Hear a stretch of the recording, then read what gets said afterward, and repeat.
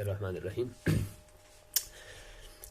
Future में हमें दो चीज़ों का ख्याल रखना है, क्रिएटिव एबिलिटी और क्रिटिकल थिंकिंग। ये दो चीज़ें होंगी तो हम सर्वाइव कर पाएंगे, वरना मशीनरी ऑटोमेशन इतनी हो रही है कि मशीनें इंसानों को रिप्लेस कर देंगी तो अनएम्प्लॉयमेंट बढ़ेगी। तो ये जो क्रिटिकल थिंकिंग है इस पे तो हम बाद में डिस्कस करेंगे, लेकिन जो क्रिएटिव एबिलिटी है इसको हम कैसे अपनी एबिलिटीज़ को उजागर करें। इसके लिए हमारे पास जो माइंड है, इस माइंड के अंदर जो ख्यालात हैं उन ख्यालात को हमने वाइब्रेट करवाना होता है। उनको इस लेवल पे वाइब्रेट करवाएं कि जो बाहर हमारे सोर्सेज हैं इंफॉर्मेशन के, जो कि नॉर्मल हालत में, नॉर्मल वाइब्रेशन में हमें वो आइडियाज़, वो ख्यालात जो हमारी ज़िंदगी को मज़ीद निखार सकते हैं, वो आइडियाज़ हमारे दिमाग में, हमारे माइंड में नहीं आ सकते। और अगर हमारी थॉट्स को हम वाइब्रेट करवा लें उस लेवल पे, उस ख़ास फ्रीक्वेंसी पे, तो वो सारे थॉट्स जो बाहर से सोर्सेज हैं उनसे हम रिसीव कर सकते हैं। तो ये असल में रिसीविंग एंड है हमारा माइंड। और वो ट्रांसमीटर, जो डिफरेंट ट्रांसमीटर के जो सोर्सेज हैं उनको तो हम बाद में डिस्कस करेंगे, लेकिन ये जो रिसीवर स्टेशन है हमारा माइंड, इनके ख्यालात को हम उस लेवल पे कैसे लेके जाएं कि हमें जो न्यू आइडियाज़ फ्लैश आउट होना शुरू हो जाए हमारे बाद, और इससे हमारी क्रिएटिविटी मज़ीद बढ़ जाए, जो कि सर्वाइवल के लिए ज़रूरी है हमारे फ्यूचर में। अब इस क्रिएटिविटी को बढ़ाने के लिए और इन थॉट्स को वाइब्रेट करने के लिए हायर लेवल पे हमारे पास 10 ऑप्शन हैं। इन 10 ऑप्शंस में दो तो बड़े ख़तरनाक हैं, उनसे हमें बचना है। बाकी 8 जो हमारे पास हैं, जो ऑप्शन है वो फ़ायदेमंद है, मुफीद है, उनको हमने यूज़ करना है। और इनमें सबसे टॉप पे जो है वो है डिज़ायर ऑफ सेक्स एक्सप्रेशन।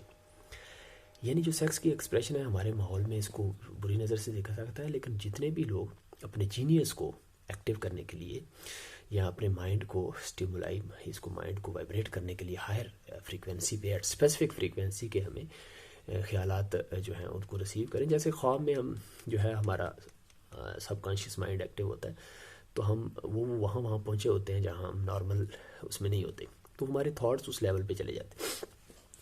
तो इसके लिए हमें, हमारे पास एक तो ये है कि ये मैं उस चीज़ की बात कर रहा हूँ कि देखें, एक बच्चा जो है 7 साल तक जो हमारी परवरिश होती है बच्चों की, वो 7 साल तक वही सारी ज़िंदगी हम गुजारते हैं, उसी बेस पे हम अपनी लाइफ गुजारते हैं। तो यहाँ तो हम 7 साल तक अपने आप को ट्यून कर लें। अगर तो हम बच्चे पैदा हुए हैं, अभी बच्चे हैं, तो 7 साल हैं आपके पास, लेकिन हम तो चूँकि उससे गुजर चुके हैं, तो हमारे पास सिर्फ वो अब 5% ऑप्शन रह गया है। तकरीबन 90%, 95% लोग तो ऐसी ज़िंदगी गुजारते हैं वही 7 साल की बेस पे। लेकिन हमारे पास अभी ऑप्शन है कि वो 5% जो चेंज करने की एबिलिटी है वो हम इस तरीके से चेंज कर सकते हैं। तो अब ये वाइब्रेट करना थॉट्स को हायर लेवल पे, इसके लिए हमारे पास है सबसे पहले the desire of sex expression. ये sex energy is a powerful energy. इसलिए आप क्या देखते हैं कि अगर हम जानवर को खस्सी कर दें तो वो दैट्स उसकी सेक्स एनर्जी को हम असल में ख़त्म कर देते हैं। तो इसी तरह इंसान भी है। तो इंसान और फरिश्ते में यही फ़र्क है कि इंसान को अल्लाह ने ये सेक्स की एनर्जी दी है, that's actually the powerful energy. इसको चैनलाइज करना असल में हमारा मकसद है। अगर तो हम इसी एनर्जी को फिज़िकली यूज़ कर लेंगे, directly go and just discharge, तो ये दैट्स डेंजरस। ये नहीं, इसको हमने ट्रांसम्यूट कर लें, अगर इसको डिफरेंट सोर्सेज में हम कर लें कि ये एनर्जी हमें फ़ायदेमंद हो, इसको ट्रांसम्यूट करने का फिर मैं और किसी और लेक्चर में बताएंगे। तो ये सबसे टॉप पे एनर्जी है, तो इसको नेगेटिव नहीं लेना, ये it's actually the positive energy and a powerful energy. दूसरा है लव। लव आप किसी इंसान से करें, किसी जानवर से करें, किसी अल्लाह की किसी मखलूक से भी करें, अपने काम से करें, तो लव भी एक कैटेगरीज, ये भी आपके माइंड को स्टिमुलाई करता है और उस थाट्स पे आप चले जाते हैं कि आप बाहर की इन्फॉर्मेशन, जो सोर्सेज हैं जो मैं बाद में बताऊंगा, वो उनको आप रिसीव करना शुरू कर देते हैं। इसके बाद थर्ड है बर्निंग डिज़ायर। आपको फेम है, आपको शोहरत के लिए चाहिए, किसी पावर के लिए चाहिए, या आपको फाइनेंशियल मनी, पैसे के लिए आपको चाहिए। वो डिज़ायर जो आपके अंदर होती है, ये कोई बुरी चीज़ नहीं है, ये डिज़ायर ये अच्छी चीज़ है, ये आपके माइंड को स्टिमुलाई करती है और आप उस लेवल पे चले जाते हैं कि वहाँ से आपको इन्फॉर्मेशन मिलना शुरू हो जाती है। इस तरह चौथा म्यूज़िक है। ये गाना भी सुन लेते हैं लोग जो या रिलीजियस हैं, तो वो ये कवाली या समथिंग जो नात है जैसे जिस तरह, तो ये म्यूज़िक आप जो सुनते हैं या तिलावत करते हैं कुरान की, तो ये एक्चुअली म्यूज़िक का है समथिंग। जब अच्छी आवाज़ में जब आप पढ़ते हैं कोई चीज़, तो म्यूज़िक, ये जो म्यूज़िक की जो ये कैफियत, आप कोई भी, आपको कौन है रिलीजियस है, नॉन रिलीजियस हैं, आप किसी भी रिलीजन के साथ ताल्लुक़ है, तो म्यूज़िक का कोई ना कोई पार्ट आपकी लाइफ में होना चाहिए। इसके बाद है friendship between two same sex या अपोजिट सेक्स, मेल मेल का या फीमेल फीमेल का या मेल फीमेल का, इनका आपस में जो रिलेशन है। अब इसमें फ्रेंडशिप भी बड़ी केयरफुली आपने चूज़ करनी है, तो वो मैं और लेक्चर में बताऊंगा कि फ्रेंडशिप का मायार क्या होना चाहिए। लेकिन ये जो फ्रेंडशिप है ये भी आपके माइंड को स्टिमुलेट करती है। इसके बाद मास्टरमाइंड अलायंस है कि 2 या 3 बंदों का एक ग्रुप हो और वो सेम स्कूल ऑफ थॉट के होने चाहिए।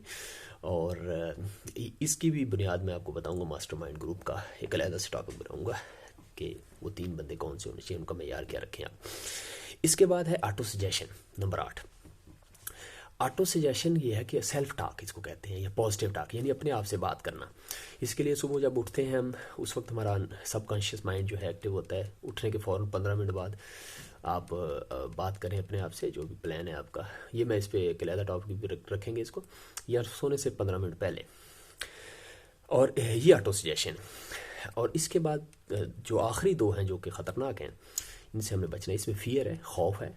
खौफ की वजह से भी हमारे थाट्स ऊपर चले जाते हैं, लेकिन ये चूँकि हमारे बाकी सिस्टम को तबाह करता है, तो इससे बचना है। और आखिरी जो है ये शराब, नारकोटिक्स एंड अल्कोहल है, यानी शराब या नशा हम करते हैं। तो आपने देखा होगा कि शराब पी के लोग जो हैं वो टोन हो जाते हैं, और उससे भी वो उस लेवल पे चले जाते हैं थॉट्स पे, और वो इन्फॉर्मेशन रिसीव करने के काबिल हो जाते हैं। लेकिन बाकी उनका पूरा सिस्टम इस तरह जैम हो जाता है शराब ज़्यादा पीने से या ये नशा करने से, तो वो फिर उसको प्रोडक्टिव नहीं बना पाते। तो ये सारे जो सोर्सेज हैं, ये it will bring your thoughts, it will vibrate your thoughts. Thoughts को इस लेवल पे वाइब्रेट करेंगे कि आप बाहर के सोर्सेज की जो फ्रूटफुल इन्फॉर्मेशन है उनको रिसीव करेंगे। जैसे रिसीव करेंगे, रिसीविंग की इंडिकेशन ये होगी कि आपके माइंड में नए आइडियाज़ फ्लैश होना शुरू हो जाएंगे, और वो आइडियाज़ आपको ज़िंदगी में फ़ायदा देंगे। इसको कहते हैं क्रिएटिव एबिलिटी।